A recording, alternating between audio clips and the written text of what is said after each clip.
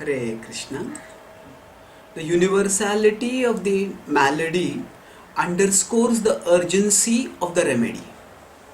The universality of the malady refers to how a disease is spread everywhere. Now, suppose we hear of some epidemic in some far off place, say Ebola in Africa, then we don't feel urgently impelled to do anything about it. But when we hear about an epidemic that's all over the world, including the place where we are, then we feel urgently impelled. Oh, what should I do to protect myself? So the Bhagavad-gita uses the same principle to urge us to take treatment for the infection of the modes. So in 18.40 the Bhagavad-gita declares natadasti prithivyam va divideveshu va punah sattvam prakritijair muktam yadebhi syatribhir gunai. Says natadasti prithivyam va, nowhere on the earth, divideveshu va punah, or even among the gods, sattvam prakritijair muktam. Sattvam, in existence, there is no one who is mukta, who is free from what? Prakriti idebhi syatribhir gunai, that is born of prakriti jair, the material nature, the tribhir gunamai, the three modes. So everyone is bound by the modes, even the gods are not exempt. That means, so when we hear about the modes of material nature, we think of them as as interesting intellectual conceptions from the Gita. But we don't feel impelled to do anything seriously about it.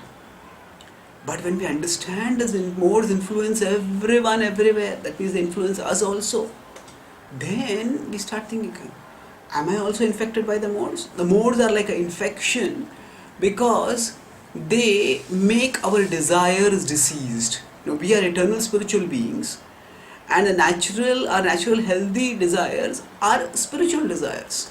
Desires to love and serve Krishna and be happy therein. But when we are diseased, being infected by the modes, we desire temporary material things. And such desires cause us suffering, because those material things cannot satisfy us as we are spiritual. And because those things are temporary, they bring misery when we lose them. So now we are all attached to something or the other material.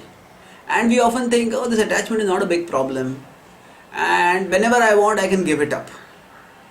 Although we have tried many times and not been able to give up, we think whenever I want, I'll be able to give it up.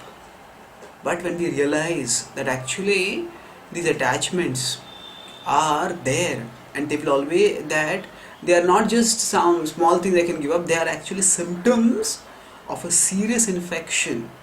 And that infection needs to be urgently and unsentimentally treated by a proper authorized process. So the Bhagavad-gita describes how there are various yogic processes. It talks about, after this 18.40, from 18.41 to 48, it talks about karma yoga. Then from 49 to 54, it talks about jnana yoga. And then it talks about the summit 54-55 bhakti yoga. These are all progressive treatments. And then in 56 it describes that bhakti yoga is not only the summit, but it is also the universal treatment. It says that sarva karmanyapi sada kurvano madhyapashraya mat prasada davapnoti shashvatam padamavayam. That sarva karmanyapi sada, that whatever work a person may be doing, that means whatever be the nature of the infection that the person has. The work in Vedic culture is determined by the kind of modes that are infecting a person. So whatever be the nature of one's infection, the Bhagavad-gita says that one can take the bhakti treatment and be cured, completely cured. Shashvatam padamavayam. One can attain the eternal destination. So now, through the Gita's analysis, when we understand the gravity of the infection, it's infecting everyone everywhere, and we understand the glory of the treatment, it can cure everyone, then we feel inspired to take to bhakti not just as some optional feel good experience. Oh, whenever I feel good, I'll do it.